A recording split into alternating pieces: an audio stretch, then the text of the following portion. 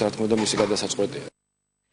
დღეიდან საყოველთაო ჯანდაცვის პროგრამა ამოქმედა 2 მილიონ ადამიანს, რომელთაც არანაირი სადაზღვევო პაკეტი არ ჰქონდათ. პროგრამა სამედიცინო მომსახურების მიღების საშუალებას აძლევს. პირველ ეტაპზე საქართველოს მთელ ტერიტორიაზე არსებულ სამედიცინო დაწესებულებებში გადაუდებელი შემთხვევების კვალიფიციური მართვა და ოჯახის ექიმთან კონსულტაციაა შესაძლებელი. საყოველთაო ჯანდაცვის პროგრამაში ჩართვა მონაცემთა ელექტრონული ბაზით მოხდება. და სოფო ხანაშვილი განავრცობს ახლა თემას მოამბის პირდაპირ ეთერში. სოფო, რა კომენტარები კეთდება ჯანდაცვის ახალ პროგრამასთან დაკავშირებით? უკვე 12 საათია, რაც ზალაში შევიდა და ამოქმედდა ჯანდაცვის საყოველთაო პროგრამა, რომლის მიხედვითაც სახელმწიფო დააზღვევს იმ მოქალაქეებს, რომლებიც ამ ეტაპზე არ სარგებლობენ არც კერძო და არც სახელმწიფო დაზღვევით. ჯანდაცვის სამინისტროს ინფორმაციით ასეთი ადამიანების რიცხვი დაახლოებით 2 მილიონს შეადგენს და ისინი პირველ ეტაპზე მიიღებენ გადაუდებელ სამედიცინო მომსახურებას, ასევე ისარგებლებენ ოჯახის ექიმის მომსახურებით, ხოლო ივლისიდან, როდესაც სახელმწიფო საყოველთაო ჯანდაცვის პროგრამის მეორე ეტაპი ამოქმედდება, ამ სერვისებს დაემატება უკვე გეგმიური სამედიცინო მომსახურებაც.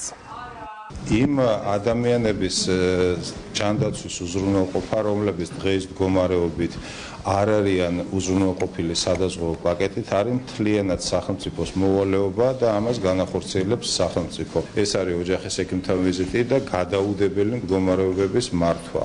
1 ივლისიდან აღნიშნულ მოცულობას დაემატება კიდევ ერთი მნიშვნელოვანი მოცულობა, რასაც ქვია გეგმიური სამედიცინო მომსახურება. ანუ აქამდე ეხლა იქნება მხოლოდ გადაუდებელი და პირველადი ჯანდაცვა, 1 ივლისს დაემატება გეგმიური სამედიცინო სერვისი. სახელმწიფო ჯანდაცვის პროგრამას ახორციელებს სოციალური მომსახურების სააგენტო. 1 ივლისს ურგენტული პროგრამა, რომელიც 28 თებერვლიდან შევა ზალაში, გაფართოვდება კიდევ გეგმიური ნოზოლოგიებით. რეჟიმი შენარჩუნებული იქნება 1 ივლისისთვის, ანუ სოციალურ პროგრამებს დააფინანსებს კერძო კომპანიები და ფონდი ისევ იმ ადამიანებზე იმუშავებს, რომლებიც დღეს არც არ არის დაზღვეული და გარკვეული ვადის შემდგომ მთლიანად მთელი სახელმწიფო ჯანდაცვა გადმოვა სააგენტოს დაფინანსებაში. ჩვენ ამ დროისთვის ვიმყოფებით ციციშვილის სახელობის ბავშვთა კლინიკასთან, როგორც სამედიცინო დაწესებულებაში აცხადებენ, ისინი უკვე ჩართულები არიან საყოველთაო ჯანდაცვის პროგრამაში და უკვე იღებენ სახელმწიფოს მიერ დაზღვეულ მოქალაქეებს. სამედიცინო დაწესებულების ხელმძღვანელობა აცხადებს, რომ ისინი მზად არიან პროგრამის ამოქმედების პირობებში გაზრდილი მომართვიანობის დასაკმაყოფილებლად. ჩვენ კლინიკაში აუცილებელია გქონდეთ მხოლოდ პირადობის დამადასტურებელი დოკუმენტი, როდესაც მათ ესაჭიროებათ გადაუდებელი სტაციონარი დახმარება.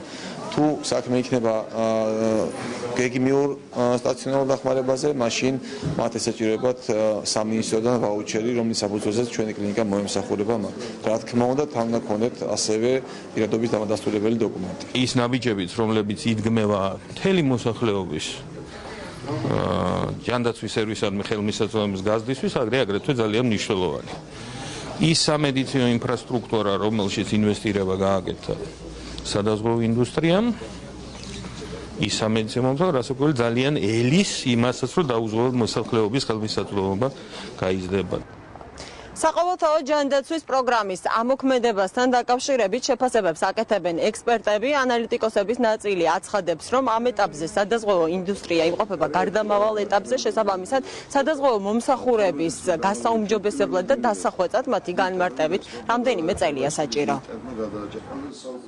მოსახლეობის საყოველთაო დაზღვევა არ შეიძლება იყოს სრულყოფილი, საერთოდ მე მომხრე ვარ კერძო ბიზნესში ყველა უფლებების დელეგირების, ეს არის მე ვფიქრობ გარდამავალი ეტაპი, იმის გამო რომ არსებული სისტემა არ უზრუნველყოფდა ნამდვილად მომხმარებლების ინტერესებს, აქედან გამომდინარე მე ვფიქრობ ეს არის რამდენიმე წლიანი გარდამავალი ეტაპი, როცა სრულყოფილი იქნება ეს სისტემა, შემდგომ ალბათ მოხდება მისი უკვე თანამედროვე რელსებზე გადაყვანა და კერძო სექტორისკენ გადახრა.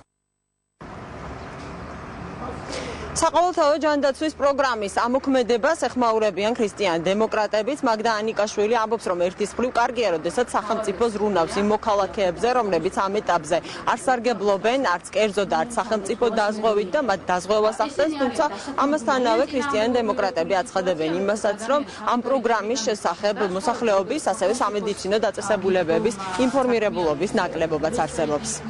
კონკრეტულად რა სერვისები შევა ამ ყველაფერში, ამის შესახებ საზოგადოებისთვის ინფორმაცია არავის მიუწოდებია და ასევე როდესაც საუბარია იმაზე, რომ გადაუდებელი შემთხვევების მკურნალობა შევამ საბაზისო პაკეტში, გასაგებია და უშუალოდ ეს არის ზოგადი ფორმულირება, მაგრამ როდესაც ადამიანი მოხვდება აი ამ ტიპის უბედური შემთხვევის დადგომის დროს სამედიცინო დაწესებულებაში, მას თუ არ ექნება ზუსტად გნებობს სამედიცინო დაწესებულების რომელიმე კედელზე გამოკრული ჩამონათვალი, ან თუ არ ექნება მას ხელში რაიმე ფურცელი ან ბარათი, სადაც ზუსტად ეცოდინება რა საუნაზღაურებს მას ეს სახელმწიფო დაზღვევა, ამ შემთხვევაში მისი მომსახურება და ზოგადად ურთიერთობის დალაგება სამედიცინო პერსონალსა და პაციენტს შორის იქნება ძალიან რთული.